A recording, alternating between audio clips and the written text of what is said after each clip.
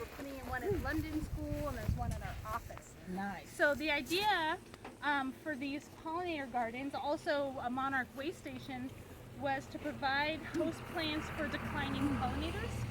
So over the last decade, we've had a tremendous decline in the monarch butterfly.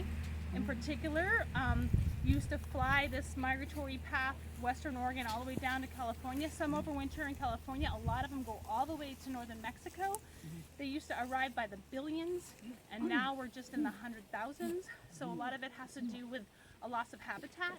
So especially in Willamette Valley, we've converted a lot of our milkweed habitat to Monarch habitat. monarch habitat to grass seed production fields. And so we're trying to actually provide little way stations so they can fly and feed and lay their eggs on their way down. So this whole section back here is all native milkweed, showy milkweed species. And then we have Rudbeckia, which is a native coneflower. That's really a good late species for bumblebees. Bumblebees are also in decline across their range, particularly the western bumblebee, which may be listed as an endangered species. It's dropped that dramatically. And then our Rufous hummingbird it's a bird, but it's also a really important pollinator species, and it's declined over 60% in the last decade. So we planted red flowering currant and western columbine for the for the hummingbird. And then Oregon grape is one of the earliest native shrubs to flower, and so it provides pollen for bumblebees pretty early on. And pollinators also like wood and shrubs to, hang out and get some shade and protect themselves from herbivores. And then the final species right here is a Monardella, which is a native mint, and it blooms very late and also provides great pollen and nectar for bumblebees. So we are trying to create these pollinator gardens along the Row River Trail and also at schools, and so kids can come and they can see when these plants flower, when they attract pollinators, and how that changes over time with our changing climate, and hopefully we'll see the monarchs come at the very least. They will find it. So these little way stations, you really need a handful of plants, and I'm almost sure that we will see when they flower monarchs coming to pollinate and what their little And larvae. when should we look for them? What time of year? The end of July and August is when they should be here.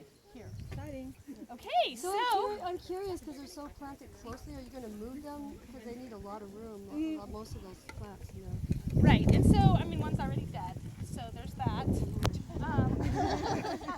And so, yesterday, right? well, so from here over was planted yesterday. There was a big push. A lot of these are late season, very warmer weather species, so we kind of get them in the ground. These guys will fill out. It might take a couple years. We'll see. This site is very compacted. It was all rock. I don't expect an incredible growth. But it's open and it's along the lake, and so it'll definitely have a good corridor view. And then the coneflower is not very big. It'll get this tall, and it's a pretty slender plant, so I think the spacing there is fine. The milkweed is rhizomatous, and we put it at the end, hoping it'll creep out, and we'll let it do that. And I think it's terrific. We'll have to pre-commercial thin. We'll see. These are experiments. I've never done it, but just keeping the weeds and the grass out was really the first challenge. So, any other questions? You mulched it back, right, to get all the grasses out? Yes. Yep, and then there's weed cloth under it, which is why we put the mulch on top, so you can look at plastic.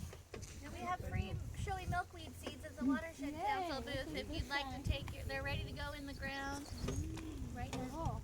Okay, so we're going to cut the ribbon and get this down the road. Cut the ribbon? Tonight? Drum roll, please. Oh,